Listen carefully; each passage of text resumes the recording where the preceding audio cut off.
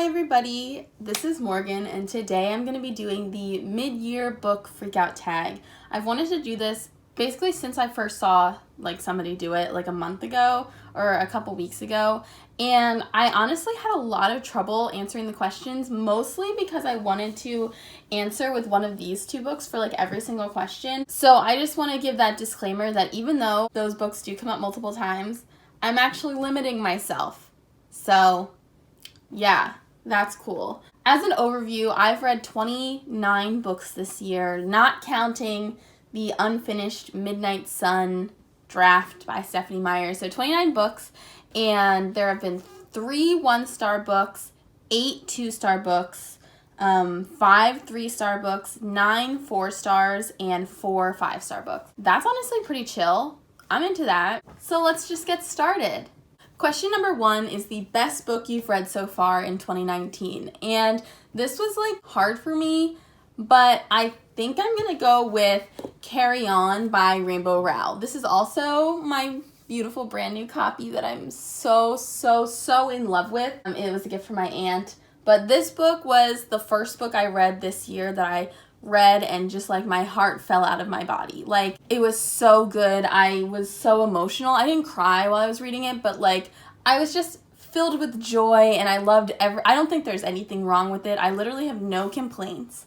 I think it's perfect. So I want to go with Carry On by Rainbow Rowell. Best book so far this year. Question number 2 is the best sequel you've read so far this year. And honestly, I don't have an answer because I've only read 2 sequels, and they were for the same series, and that was the All Souls trilogy, and this is the first book in that series, but the third one I'm going to say is the best sequel I've read, if only because it was better than the absolute trash that was the second book in this series. So I'm going to go with The Book of Life is what it's called. So The Book of Life by Deborah Harkness is going to be my best sequel of the year, but only kind of and by default.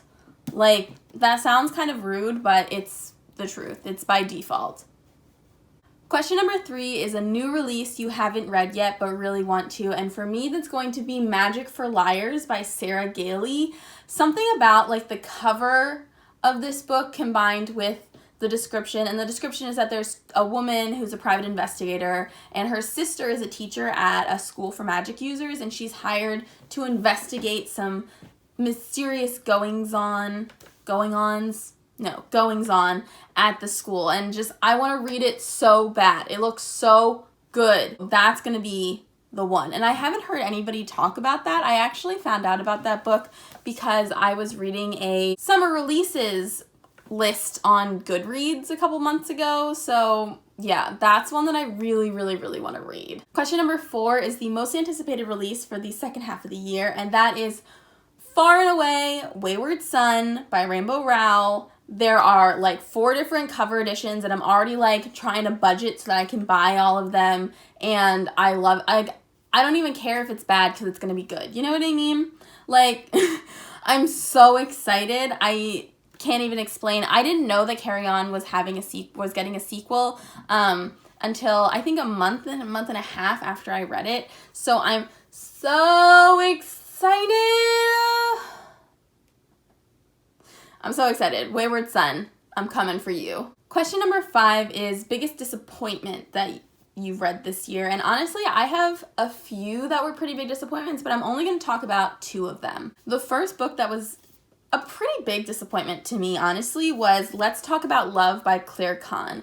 This book was disappointing because I really wanted to like it. It's about a girl who's a biromantic, asexual identifying person who is comfortable with her identity, and that's it's a part of the plot, and I really wanted to like it because honestly I gave this book 2 stars, and the only reason it got 2 stars is because the actual representation of the sexuality was great, A+, but I couldn't get past how shallow the characters were and how kind of vapid the plot was, and I just didn't think the writing was very good. So this was disappointing because there was an aspect about it that I really wanted to love the book for, and I just couldn't get there, which is different from the second book that disappointed me, The Virgin's Lover by Philippa Gregory, because for this book I had pretty high expectations for the author, and then the book let me down. This book is about the first few years of Queen Elizabeth I's reign,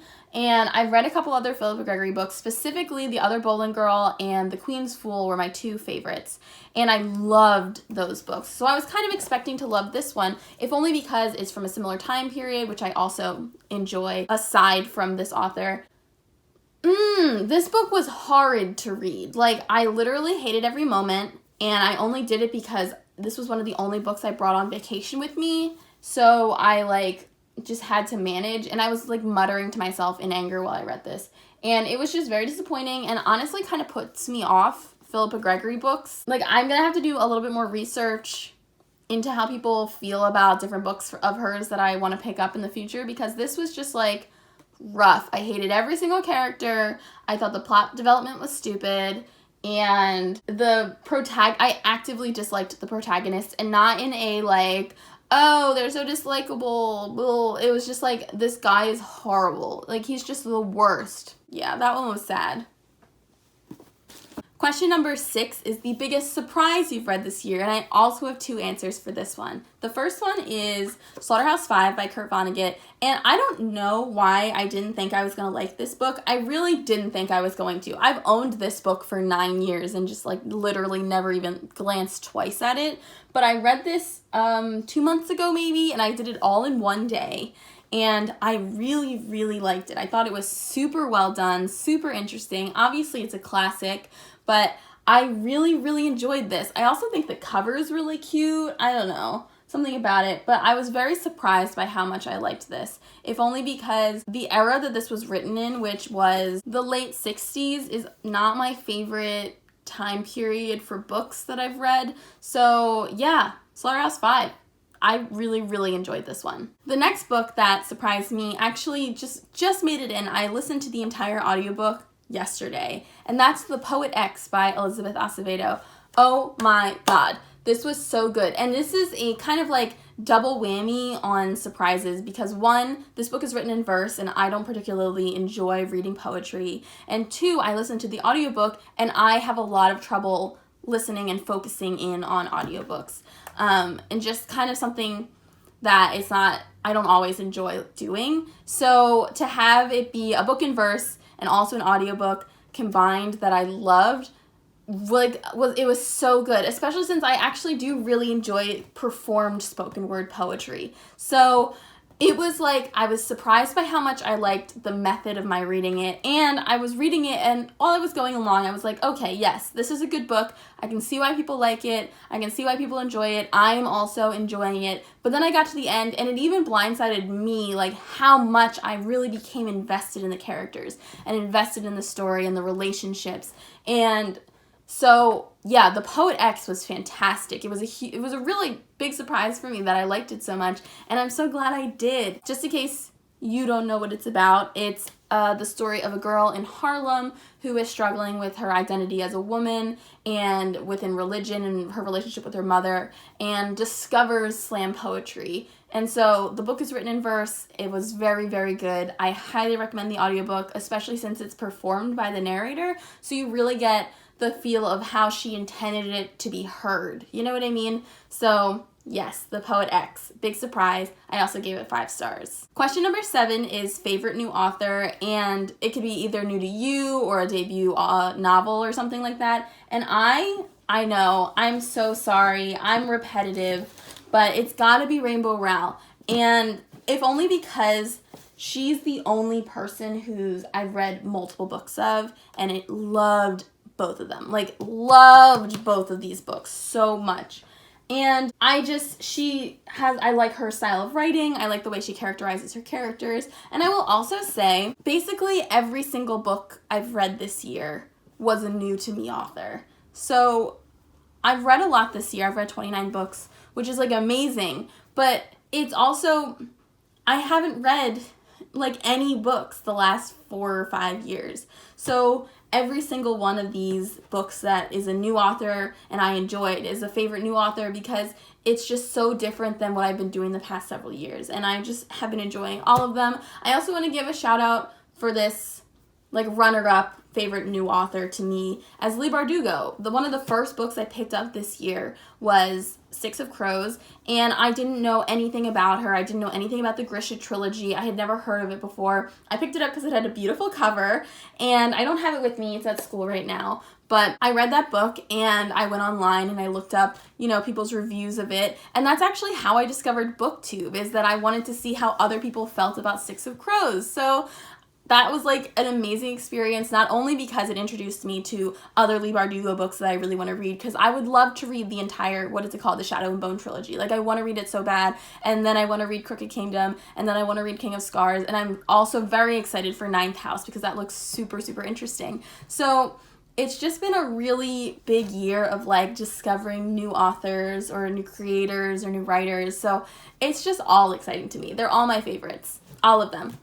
Question number 8 is newest fictional crush, and honestly, I don't have any. I don't really like crush on book characters that often. I might give, I'm gonna give an honorary shout out to Harry Potter, because I listened to that podcast last month, and Harry Potter, the character, was like all I could think about for several weeks, and this is my boy, but like he's not a new fictional crush. He's just like, he's my one and only, you know what I mean? So, I don't know. Question number 9 is newest favorite character, and I'm sorry, but it is Simon Snow, my baby boy. My sun's so bright, he could eat the sun and light up the world. Like, I would die for him with no hesitation. I would fight anything for him. He is my angel. I'm so excited for the next book.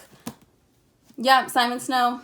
Sorry about it. I love me some righteous anger and like resentment issues. So he is my babe.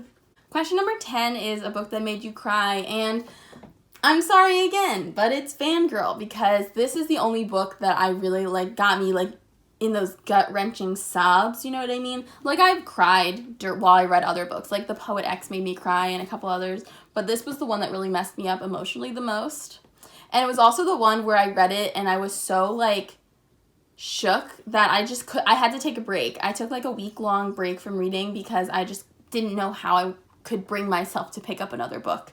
So, Fangirl, and I'm sorry that I've been talking about this book so much, but soon I will have read other things so I can stop thinking about it, but it's only been a month and this is still all I can think about. Question number 11 is a book that made you happy, and honestly, I think for this one I'm going to pick Stage Dreams by Melanie Gillman, and this book was a really short graphic novel that, honestly, I read it and I didn't know how I was supposed to feel about it. I actually heard about it when I was watching Chandler's channel, so shout out to her for, keying me into this one, but I honestly just felt like such true, genuine, heartwarming happiness while reading this book, because it was so sweet and genuine, and it didn't like unnecessarily traumatize its characters. It was a very short graphic novel, so, well, not very short, it was like 100 pages, but it was so sweet, and it did like make me happy in my soul. Number 12 is the most beautiful book you've bought or received this year, and honestly, this one might be kind of a surprise, but it's Riverkeep by Martin Stewart. Something about this cover and like the etching style and the color scheme and how I know that when I read it, like all of these different images are going to become relevant, and I just really, really love this. I picked it up basically only because of the cover, and I'm very excited to read it, and I just really think it's gorgeous. I don't know. Am I wrong? I don't think so. I think it's really, really nice. And I also want to give a special shout out to my new copy of Jane Eyre because it's beautiful. And one second. So if this is my new copy of Jane Eyre, this is my original copy of Jane Eyre. And as you can see from the fact that it has no cover, the first page is literally hanging on by a thread, and the spine is very broken and the back is falling apart. This book is very, very well loved, but it's also horrifying to touch because I'm worried that it's just going to disintegrate. I don't even it was missing the cover when I got it because I low-key snabbed it. I kind of stole this from my 7th grade English classroom, but this is very ugly. So anything compared to this is really nice, and this one is gorgeous. I'm also wondering, though, why is it so, like, freaking huge? Like, I just wanted a cute little paperback of this book, and I don't know why, because this isn't an abridged version. Like, this has all of the annoying childhood and French boarding school parts, and this one also has all of that, but it's, like, 150 pages longer, and maybe that's, like... No, I don't know why, but it's so pretty. It's my baby. And the last question number 13, is what books do you need to read by the end of the year? And honestly, this is going to sound stupid, but like the books that I own, I have to stop just like buying things to read them. But if I'm going to give you any specific answers, it'll be The Reader by Traci Chee. This book was given to me as a Hanukkah present by my cousin a few years ago. I got about 100 pages in and realized that this is one of those books that like gives you like hints next to like the little page numbers or just around the margins. There are cute little Easter eggs, and I didn't realize until about a third of the way through the book or a quarter of the way into the book. So I was like, oh, I'll stop it and I'll go back to the beginning and read it again, and I just never got around to it. So this is one that I really want to read, as well as Scythe. So I've owned this book for a couple years now, and I literally just picked it up because I thought the cover was so cool. I didn't know that anybody had heard about it. I didn't know who Neal Shusterman was. I didn't know like anything really. But I've seen on BookTube recently a lot of people get excited about the third book, which is coming out in November, I think. It's called The Toll. So I want to read this one, and I want to read the second book, which is, I believe, called Thunderhead. And these are some that I really, really want to get to. Last two shout-outs for books that I want to read this year are Good Omens by Neil Gaiman and Terry Prachett, because I want to watch the TV show after I read this, and the Game of Thrones A Song of Ice and Fire series by George R.R. Martin, because I did marathon this TV show earlier this year, and I loved it. I loved it, and I haven't read like a high fantasy series like for adults ever, so I think this would be really cool. I also kind of stole this book from my high school boyfriend like 4 or 5 years ago, so it would be really cool to like finally read it. Alright guys, that is it. That's everything I have to say. If you've read any of these books and disagree or agree with me, I'd love to hear it in the comments, and I will see you all next time. Bye!